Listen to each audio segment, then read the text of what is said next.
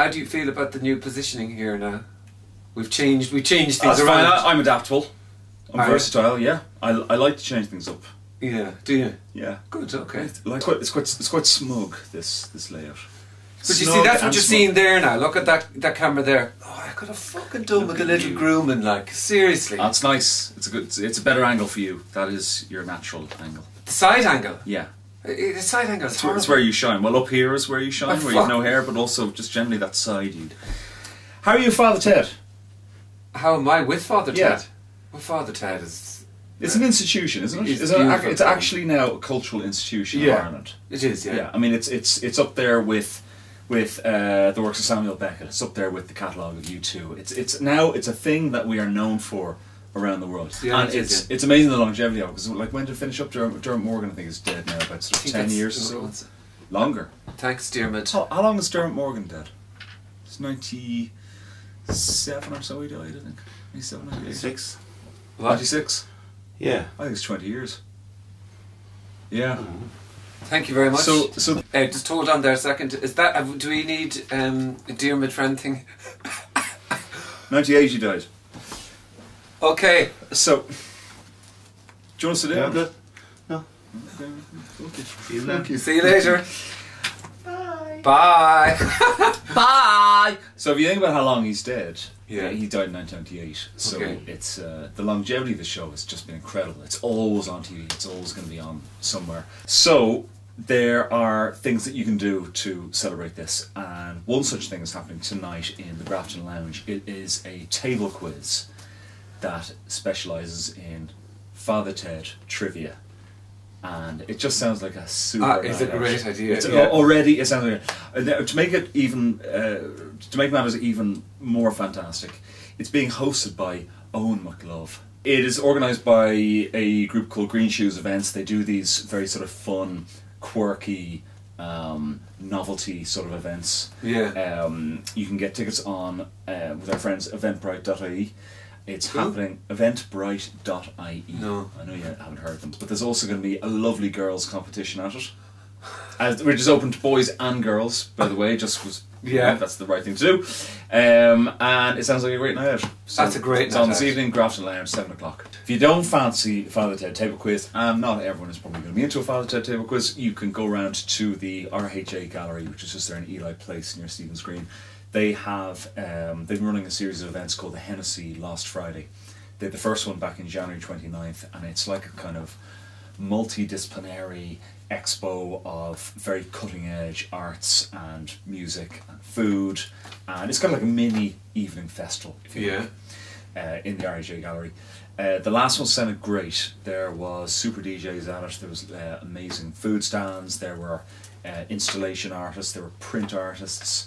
A nice thing to go to, and a cocktail making masterclass run by Hennessy, of course, who are the title sponsors. Yeah. They're doing another one tonight now in the RHA Gallery. You can get tickets on rhagallery.ie. And the vibe is it chilled out sort of vibe? Yeah, very chilled out.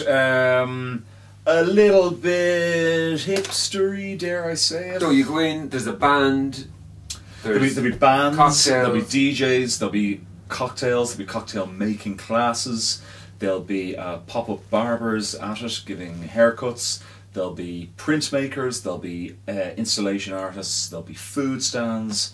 So it means you can go there, pay your €15 for your admission fee, get 2 free cocktails with the admission fee, and then just not have to kind of worry about your evening. Everything's kind of done for you. Yeah. In this kind of one sort of setting. And on till late? Yeah, it starts at 7 PM and it goes on till late. Yeah. Okay. It's a bit dark, no? A bit creepy, bit gothic. It's a bit too bit gothic for what we're talking about. It's a bit mental, all right. I like that sort of shit. His and hers.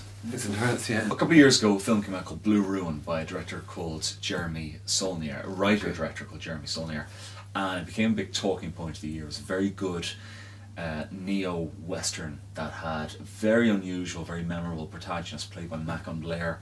Everything had this kind of gunmetal blue colour scheme to it that was obviously referenced in the title of the movie. This movie is called Green Room, so obviously no prizes for guessing what the visual motif the whole thing is going to be. It's green colours. Yeah.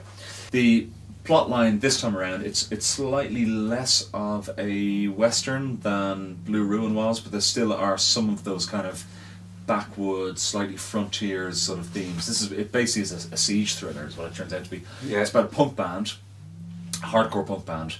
And Anton Yelkin, the actor, is the leader of the band. They're kind of in a dingy van, driving around Oregon looking for gigs, trying to build up a fan base. A promoter in a small town sort of fails to get them a good gig, so he says, "Oh, actually, I know a guy who knows a guy who runs a venue out in the middle of nowhere. If you want to go and play a gig there, they'll be happy to have you." So they said, "Yeah, we'll take it." And they get out there and they find that it's kind of a skinhead, white supremacist club in the middle of nowhere. Cool. Yeah, like neo-Nazi stuff, you know. And while they play the set, and they open with a Dead Kennedy song called "Nazi Skinheads Can Fuck Off," and they manage to survive. And when they're back in the green room, however, they're just going to leave, and the girl in the band has to run back because she forgets her phone. And while she's in there, she witnesses a murder. And this is great premise again. Like, it's a great premise. Yeah. And then suddenly they are locked in the green room with a load of skinheads outside. The owner of the club, who's also a big hitting drug dealer, played by Patrick Stewart, Captain Picard from Star Trek. Yeah. He is the leader of this kind of skinhead clubhouse. Yeah. And also like a big drug dealer. So he's called in to sort of oversee and to negotiate. And it turns into kind of a siege thriller and a survival saga. Yeah. Okay, and what are you giving that out of 10? Out of 10, I'll give it an 8 out of 10. Okay. Yeah. So that's one of the better movies you've seen of late? It certainly would be, yeah. There are a couple of good films out this week. That'd be kind of our main one that we're going to talk about. Another very good one is the new Richard Linklater film, Everybody Wants Some. So Richard Linklater was the guy who did Days Confused. He did Boyhood, which won all the Oscars a couple of years ago. Yes. And this is his follow-up to those films. It's very much in that kind of... it's in the spirit of those films. Okay. So it's about where Boyhood left off with him just starting college. This is now a young guy who's got a baseball scholarship to go to a college. And it's about him in the frat house. It's a bit more light-hearted than Boyhood. It's not quite as sort of profound and doesn't deal more accessible. With the big, yeah, it's sillier. It's guys who are kind of young, dumb, and full of cum, you know. And so they're all in a frat house. It's all very macho and chasing women around, and women happy to be chased, and flares and 80s bad fashion, and a lot of kind of kind of sort of slightly rude conversations. It's not like Gross Out. Yeah. And there's kind of lads conversations. Yeah, but there's something kind of charming about this film as well. There's something kind of nice about it, and that's that's what Linklater does. He knows about the important stuff, and he always brings them to the fore, you know. Yeah. So it's actually really nice. It's actually a very charming, nice film. Yeah. And what's that out of 10? That is a 7 out of 10. So you just have to rattle off 2 movies just like that. Yeah. Just like that. That's what I do. Fucking hell. 2 bits of sad news this weekend. Yeah. Is everything okay? Well, yeah, I'm a little bit put out about this. On Tuesday, it was revealed that Sweeney's, that venue on Dame Lane, it kind of backs onto Dame Lane. The front of it was on Dame Street. Indeed, yeah. It's going to close. So it's a very sad piece of news. It's one of the most, in my opinion, one of the most important music venues in the city. It is a place for young acts to get a chance to play live on stage, but young good acts, acts that are not quite at the level yet of doing big headlining shows or doing high level sports slots. But I mean, also like people like the Stripes have played there. Bob Geldof bloody played there. Yeah, he got up on stage with the Stripes, I think, at one of their shows. So it's closing down. Very sad. They're doing a big send off tomorrow night. So they're going to have all their favourite acts that have played there over the years at it. So expect to see the likes of probably the Hot Sprockets will be there, probably Disco Punks, probably Sarah Red, probably Vernon Jane, New Secret Weapon, one of my favourites, will be there. Val Normal probably playing loads and loads of great bands. You might not have heard of them, but if you go along, you're going to see another side to the Irish music scene that is very precious, very important. Okay. So it's sad. Another thing that's winding down is the Mighty Steph, who's kind of a sort of Dublin blues rock stalwart, been around for years. He is wrapping up, playing his last gig tonight in the Button Factory, 7:30. They've about 4 albums, 2 EPs released over the years, going for years, hard gigging. A real character, a real Dublin character, this guy, and very fondly remembered by a lot of people. He will be, and they have one of my favourite Dublin bands opening for them called A Lazarus Soul, who are playing, and they don't play very much A Lazarus Soul, so for that alone, it's worth getting in for a look.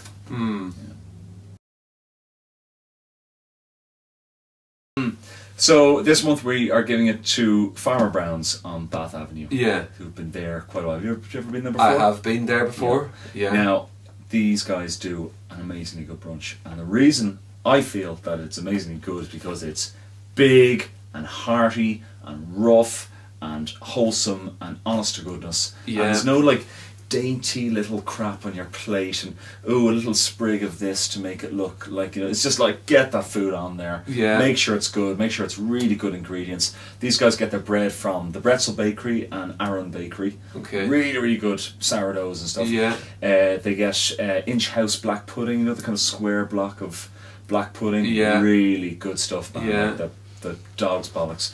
All their ingredients they get from farms around the country. Okay. So it's that whole kind of farmers market. So they're true to the name of the place. Exactly. Yeah. It's that farmers market vibe is what they're kind of going for. Yeah. So it's all wholesome. It's all good Irish produce. Like they've got their own twist on things. I mean, the burgers, for example, have twice been shortlisted for the Love in Dublin Best Burger Award. You know, twice, yeah. And they lost out only to Bunsen, those pesky Bunsen people.